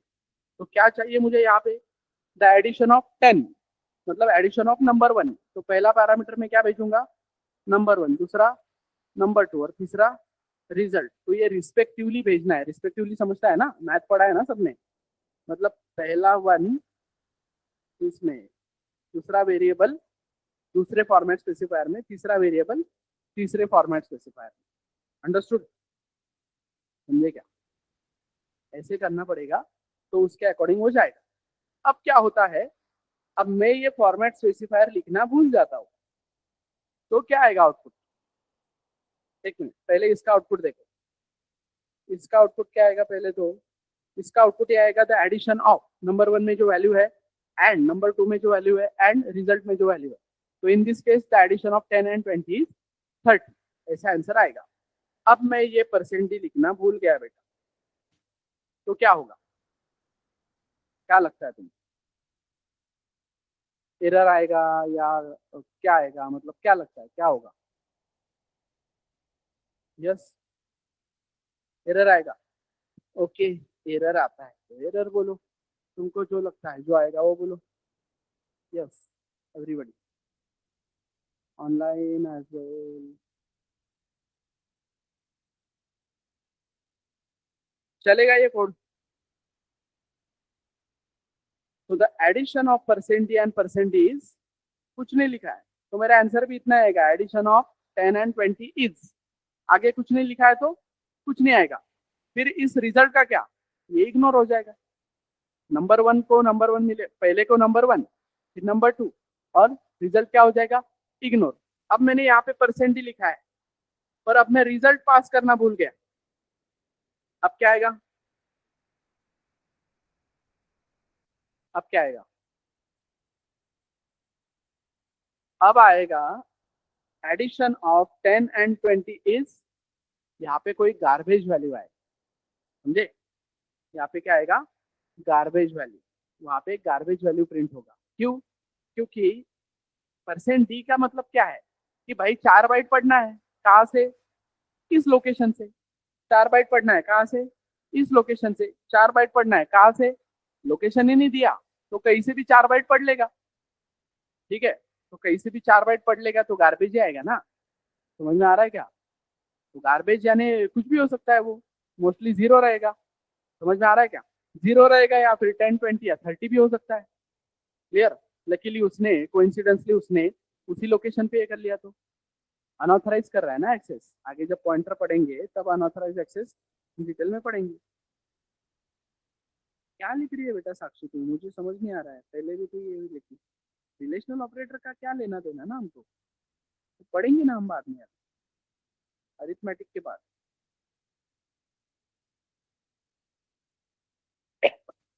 Yes, understood. यहाँ तक समझ में आ गया क्या? मैं यहाँ पे परसेंट भी देना भूल गया, तो the addition of and 10 is 20, आगे का इग्नोर। समझ में आ रहा है? जिधर पहला परसेंट ही दिखेगा उधर वो क्या करेगा, वो जो कॉमा करने के बाद पहली वैल्यू दी है वो पहली वैल्यू भेजेगा। That's it. उसका काम ही वही है, पहला फॉर्मेट स्पेसिफायर। और फॉर्मेट स्पेसिफायर भी करेक्ट होना चाहिए। कैरेक्टर अगर भेज रहे हो तो परसेंट सी होना चाहिए, फ्लोट अगर भेज रहे हो तो परसेंट एफ होना चाहिए। वही लिखने बोला था। डबल अगर भेज रहे हो तो एल एफ होना चाहिए, लॉन्ग अगर भेज रहे हो तो एल डी होना चाहिए। ठीक है, कंपलसरी नहीं है। इस परसेंट डी कंपलसरी की बात नहीं है। तुझे अगर लिखना है द एडिशन ऑफ 10 एंड 20, अगर तुझे लिखना है हेलो वर्ल्ड, तो हेलो वर्ल्ड अगर लिखना है तो simply print F hello world. यहाँ पे कहा परसेंट डी की जरूरत? जब मुझे कोई तो भी वेरिएबल प्रिंट करना है उस मैसेज के अंदर, एक वेरिएबल वैल्यू प्रिंट करनी है, तो मुझे वहां पे वो फॉर्मेट स्पेसिफायर रखना पड़ता है और कॉमा करके वहां पे वो वेरिएबल पास करना पड़ता है। समझ में आ रहा है? क्लियर है क्या? क्लियर है एवरीवन?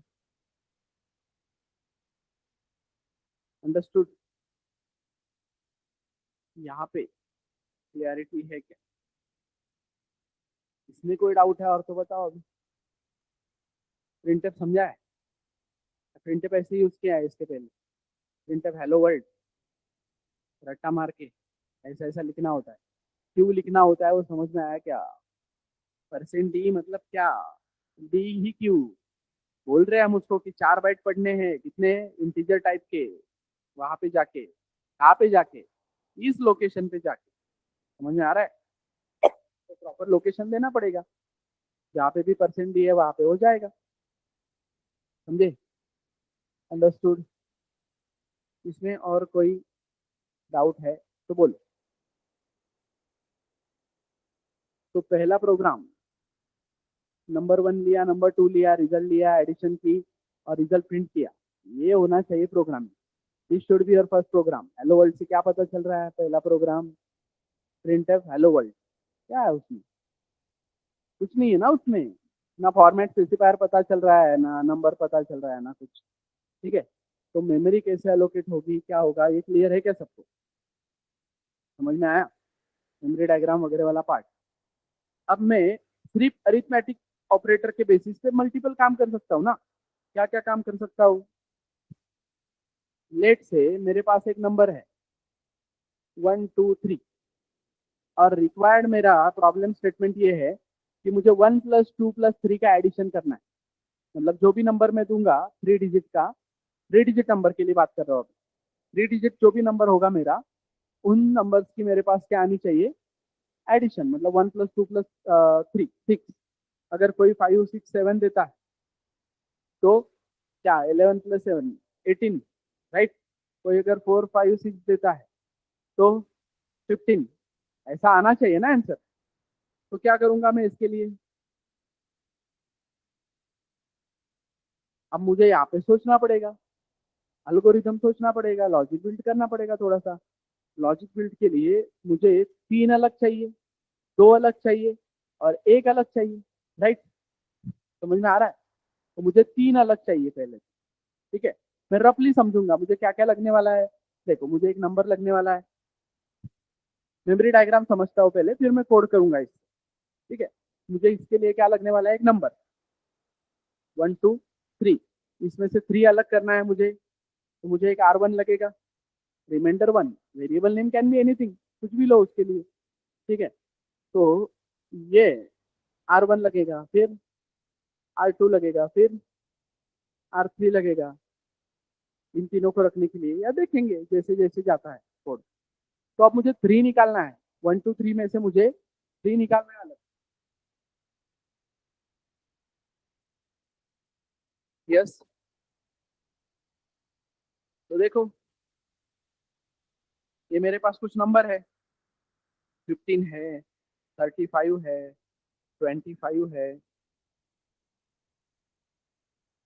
मेरे पास 56 है, मेरे पास 78 है। ठीक है, अब ऐसा कौन सा नंबर है जिससे मैं इन नंबर्स को डिवाइड करता हूँ या मॉड करता हूँ तो मुझे यूनिट प्लेस मिलती है? देखो मैं 5 से ट्राई करता हूँ, 5 से ट्राई करता हूँ तो क्या 5 3 जा 15, तो 0 मिल रहा है। मुझे 5 चाहिए था ना। समझ में आ रहा है क्या? मैं 20, तो यहाँ पे भी वही हो रहा है, यहाँ पे भी वही हो रहा है।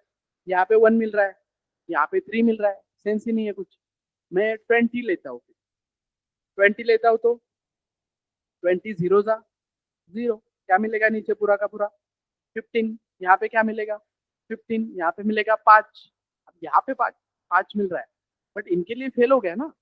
मुझे कॉमन नंबर ऐसे ढूंढना है जिससे किसी भी नंबर को मॉड करो मुझे यूनिट प्लेस ही मिलती है हर बार। तो ऐसा वो नंबर क्या है?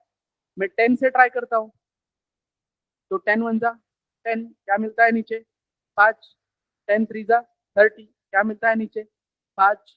10 2 जा 20, क्या मिलता है? 5 6 8। मिल रहा है ना बराबर।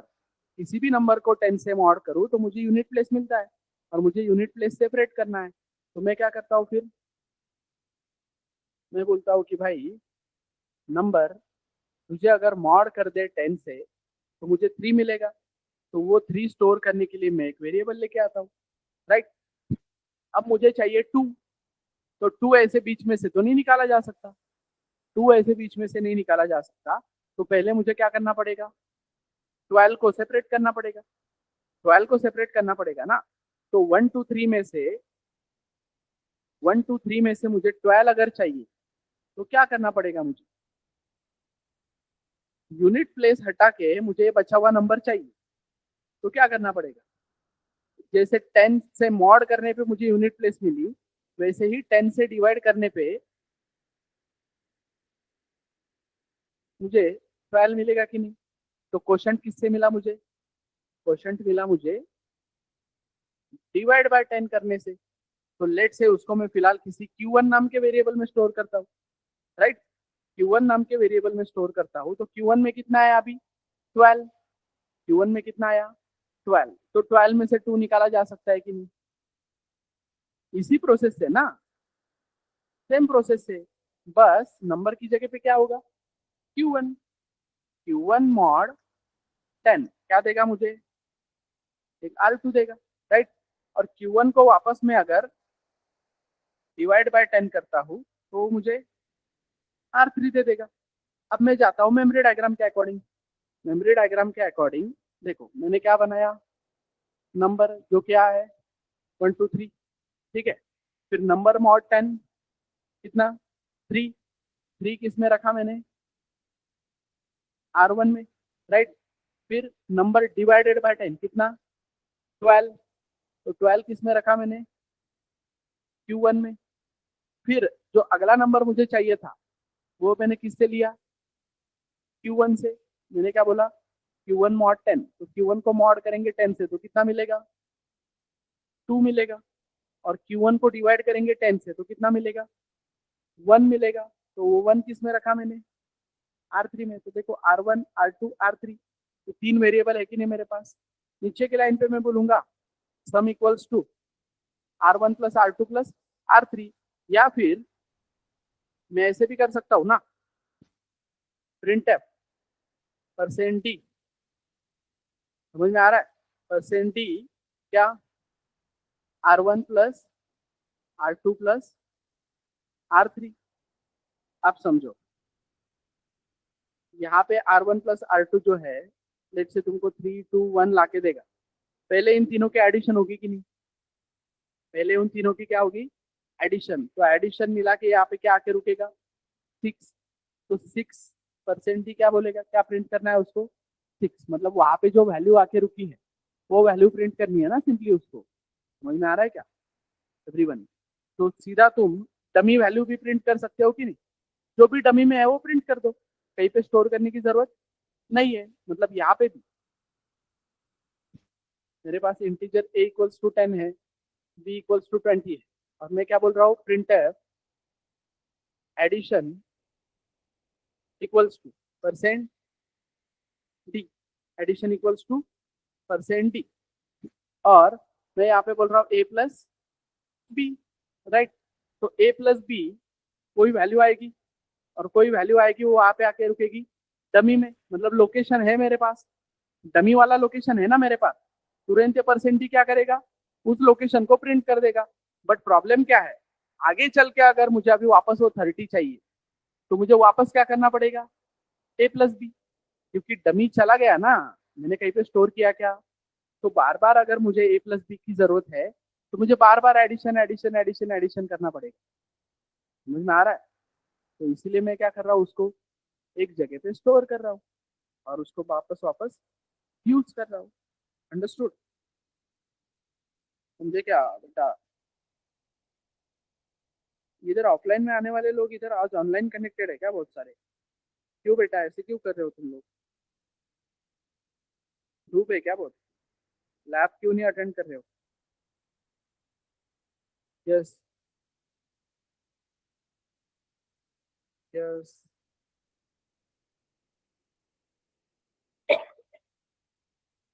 अंडरस्टूड।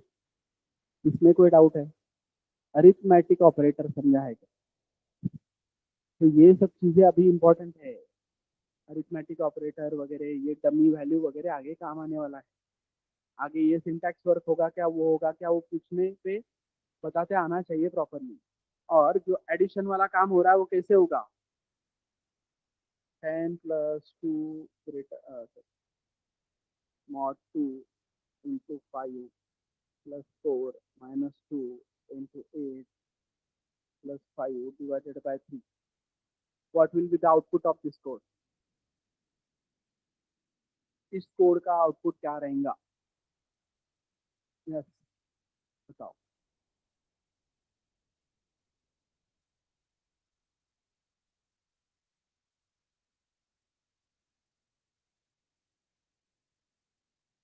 इस कोड का आउटपुट क्या रहेगा,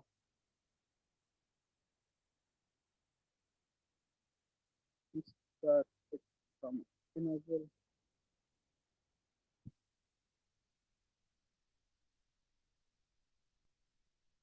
यस।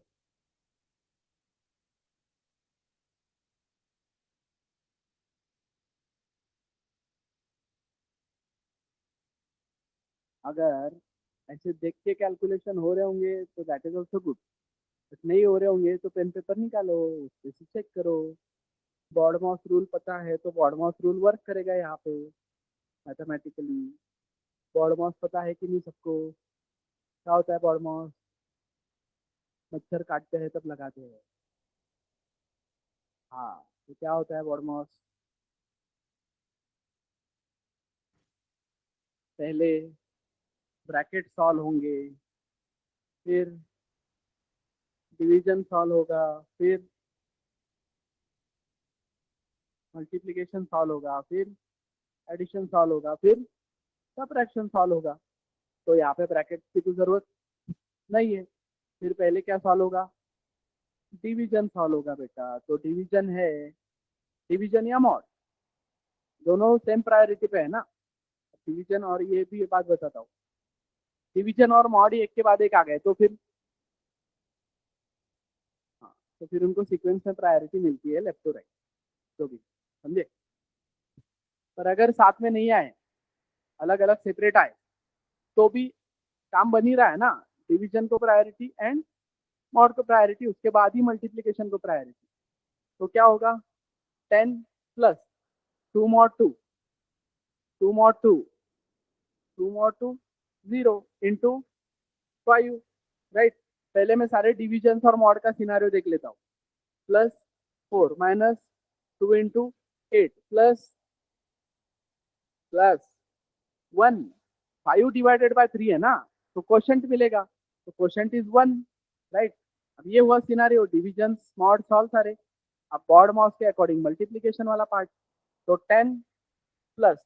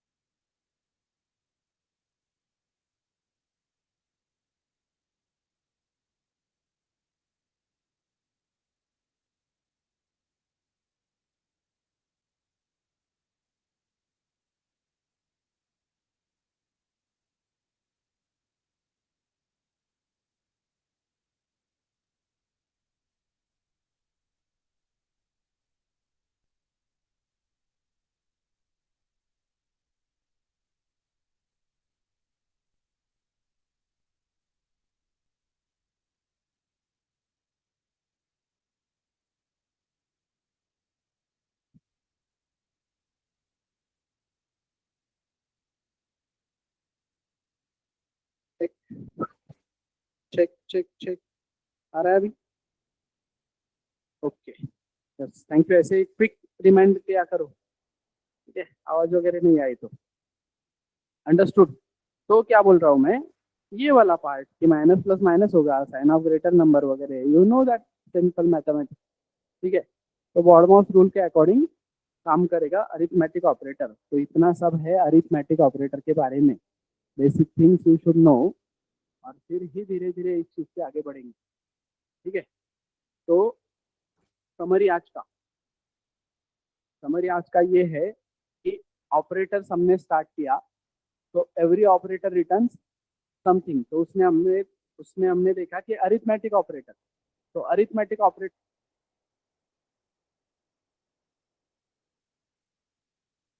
वो ऑपरेशनल वैल्यू कहाँ पे आके रुकती है?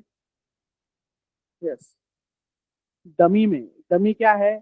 Dummy is a temporary location, मतलब उसको मेमोरी वगैरह सब होता है, उसको भी एड्रेस होता है एक, बट वो एड्रेस का ट्रेसिंग हमारे पास नहीं है, मतलब ऐसा है, जब तक मुट्ठी में पकड़ के रखा है तब तक है अपने पास, छोड़ दिया कि वैनिश। समझ में आ रहा है? बाकी जो है हमारे पास स्टोर्ड है कंटेनर्स में, डमी जो है बस हमारे पास एट दैट इंस्टेंस, मतलब एट दैट मोमेंट है, उस मोमेंट के बाद सीधा वो छोड़ देंगे हम उसको। ठीक है, तो डमी वाला पार्ट समझना इंपॉर्टेंट है। तब वो क्लिक होता है कि वो 10 वर्क होगा क्या, 20 वर्क होगा क्या, मैं 10+20 लिखता हूँ तो चलेगा क्या, चलेगा। मतलब अभी ये जो मैंने पूरा कोड लिखा था, ये ऐसी,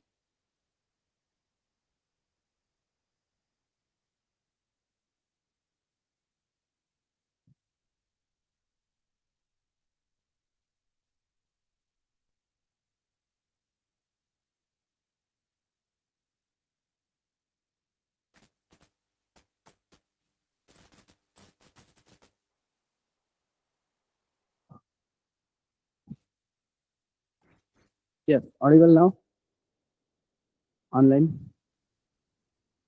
यस। तो ये ऐसी की ऐसी लाइन में वर्ड मैन के अंदर लिखता हूँ तो ये चलेगी, इसको क्या दिक्कत है। ये बस इतना एक्सपेक्ट करेगी कि लास्ट में सेमीकोलन लिखा है क्या, लास्ट में सेमीकोलन लिखा है तो दैट इज ओके, उससे वो काम होगा। और कोई कंपाइलेशन एरर नहीं, कुछ नहीं, और स्क्रीन पे ना ही कोई आउटपुट। क्यों? क्योंकि तुमने ये डमी में आया रिजल्ट, और डमी का डमी में चला गया वो आगे, तुमने कहीं पे स्टोर ही नहीं किया ना, और स्टोर भी करने के बाद तुमने कहीं पे प्रिंट नहीं किया। समझ में आ रहा है? तो like that it will work. तो कल और इंटरेस्टिंग, कल ज्यादा इंटरेस्टिंग पार्ट होगा, क्योंकि रिलेशनल ऑपरेटर्स वगैरह बहुत सी चीजें, अब इसमें आई डोंट थिंक कि ऐसी कोई चीजें तुमको पता नहीं है, ऐसा मैंने कोई बताया। प्रिंटफ के में भी कुछ पॉइंट्स ऐसे होंगे जो तुम्हारे लिए न्यू होंगे, क्लियर, फॉर्मेट स्पेसिफायर वगैरह वाला। बट ये डमी वाला पार्ट समझ में आया क्या? अंडरस्टूड, वो इंपॉर्टेंट है, वो अगर क्लिक हुआ ना तो बाकी आगे की बहुत सी चीजें क्लिक होती है। सो एनी डाउट, समझा है आज का पार्ट? इसमें अगर किसी को कोई डाउट है तो बताओ। समझ में आ रहा है कल का आज का ओवरऑल सिनारियो? ठीक है, डेप्थ में जाना है ऑपरेटर्स के लिए भी पार्ट समझो बेटा एवरीवन। ठीक है, ऐसा नहीं होता है वो ऑपरेटर आया सीधा इफेल शुरू करो, ऑपरेटर्स में भी इतना सारा डिस्कशन है, बहुत सारा डिस्कशन है मेमोरी डायग्राम वगैरह वाला। ये बॉड मॉस रूल या मॉड डिवाइड, ये सब चीजें समझनी है। तो टारगेट क्या है आज का, टास्क क्या है आज का? आज का टास्क ये है कि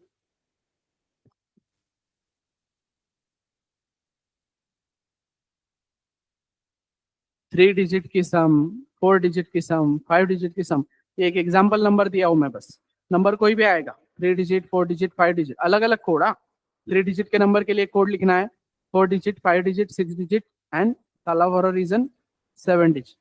ठीक है, सो 7 डिजिट के कोड तक वो काम करना है। ठीक है, क्या होगा, रिक्वायरमेंट बढ़ती जाएगी, वेरिएबल्स बढ़ते जाएंगे बस। ठीक है, अब यहाँ पे पहले 3 सेपरेट करो, 12 अलग करो, दोनों में से निकालो। यहाँ पे 4 सेपरेट करो, फिर 1 2 3 सेपरेट करो, फिर 12 सेपरेट करो, और फिर 1 2 निकालो, ऐसे चलता रहेगा ना आगे वो। यहाँ पे एक एक वेरिएबल बढ़ता जाएगा, पहले 5, फिर ये, फिर ये, फिर ये, और फिर ये, ऐसे। तो ऐसे ऐसे लेंदी काम करते रहेंगे, फिर झट से एक दिन लूप इंट्रोड्यूस करेंगे तो और काम आसान हो जाएगा। तो पहले प्रॉब्लम क्रिएट करनी है, to understand each and every topic पहले हम प्रॉब्लम क्रिएट करेंगे, और फिर उस पर सोल्यूशन लाएंगे तो मजा आता है। नहीं तो फिर वो रट्टा मारने जैसा होता है कि हाँ ये करना है, क्यों करना है ना, मुझको क्या करूंगा मैं 4 डिजिट की सम निकाल के जिंदगी में। मुझे कंसेप्ट समझना है ना, वो बाकी चीजें समझनी है ना। क्या मुझे 4 डिजिट की सम निकालते आती है, वो बोलेगा मैं उंगली पे निकालता हूँ, फिर क्या। वो समझना है क्यों, कि अपने को लॉजिक लूप क्यों लगने वाला है, क्या लगने वाला है। ठीक है, तो कोई बोलेगा ठीक है मैं 50 डिजिट देता हूँ, मशीन से फास्ट करके दिखा, नहीं है ना, शकुंतला देवी नहीं है ना सब लोग, तो मशीन लगेगा ना। शकुंतला देवी पता है ना सबको, मूवी देखा है कि नहीं वो, देखो मस्त मूवी है। नहीं देखा? तूने नहीं देखा क्या? देख देख, विद्या बालन का मूवी है, तूने विद्या बालन का एक ही मूवी देखा होगा पता। हाँ, देख शकुंतला देवी भी देख। यस, तो चलो,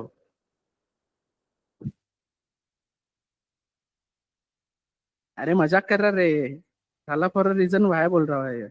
मत कर भाई, तू 6 डिजिट तक है, तू रोहित का फैन है क्या, तू 45 डिजिट तक कर, मेरा कोई प्रॉब्लम नहीं है। रोहित का फैन है तो 45 डिजिट तक करो। राइट अ प्रोग्राम ऐसा कि to find sum of 45 digit number होगा ना, मतलब 45 डिजिट्स का नंबर, बट उसका मैं नहीं कर पाऊंगा ना। क्यों? क्योंकि रेंज मेरी एक्सीड हो जाएगी ना इंटीजर की, तो मुझे इतनी बड़ी रेंज का डेटा टाइप लाना पड़ेगा, फिर वो बहुत मुश्किल है ना, लॉन्ग लॉन्ग भी कितना करता रहूंगा ना उसके लिए, समझे। वेरिएबल असाइन नहीं किया तो डमी में चला जाएगा क्या? नहीं नहीं नहीं, wait wait wait wait, confusion है तेरा यहाँ पे। वेरिएबल असाइन कर या नहीं कर, तूने बोला है 10+20, ठीक है, तो 10+20 तो पहले वो डमी में आके रुकेगा, तो असाइन करेगा नहीं करेगा वो तेरा प्रॉब्लम बाद में। मतलब इक्वल्स टू सी करता है तो डमी की वैल्यू इधर आएगी, नहीं तो डमी की वैल्यू वहीं पे रहेगी, ठीक है। तो असाइन नहीं करता हूं तो ही डमी में रहेगा क्या? ऐसा नहीं है, असाइन कर या मत कर, पहले आएगा कहाँ पे?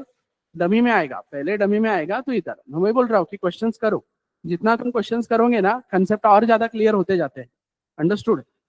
जितना ज्यादा क्वेश्चंस करोगे उतने कंसेप्ट और ज्यादा क्लियर होते जाते हैं। ये समझा क्या दिगंबर, ये वाला पार्ट? ठीक है, अंडरस्टूड। तो एक एक पार्ट धीरे धीरे समझेगा, तुम लोग क्वेश्चन करो उसके लिए बस। तो दैट्स इट फॉर टुडे। कल रिलेशनल ऑपरेटर लेंगे, अब बाकी का लॉजिकल ऑपरेटर वाला पार्ट देखेंगे। बट आज के लिए इतना काम करना है, और इस काम में कुछ भी प्रॉब्लम आता है तो ग्रुप पे पिंग करो, लैब में सॉल्व करवा लो, या लैब मेंटर्स को ग्रुप में जहाँ पे भी तुमको प्लेटफॉर्म है ना सारे, वहां पे पिंग करो, या मुझे खुद पिंग करो, ठीक है। मुझे यू कैन पिंग ऑन,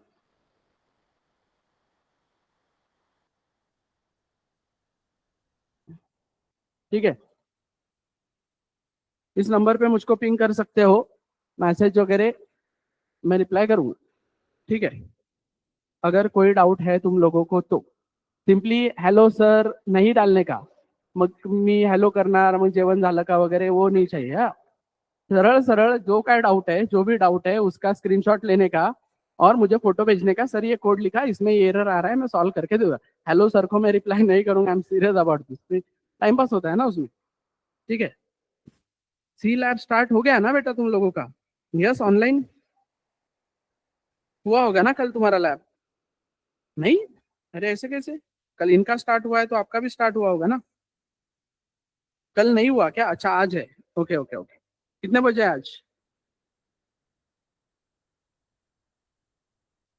6 बजे, 6 PM?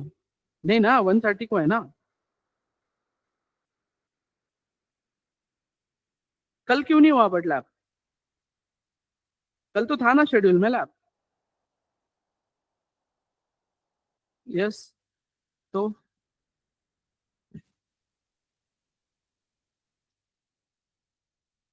Okay, eight trainer side.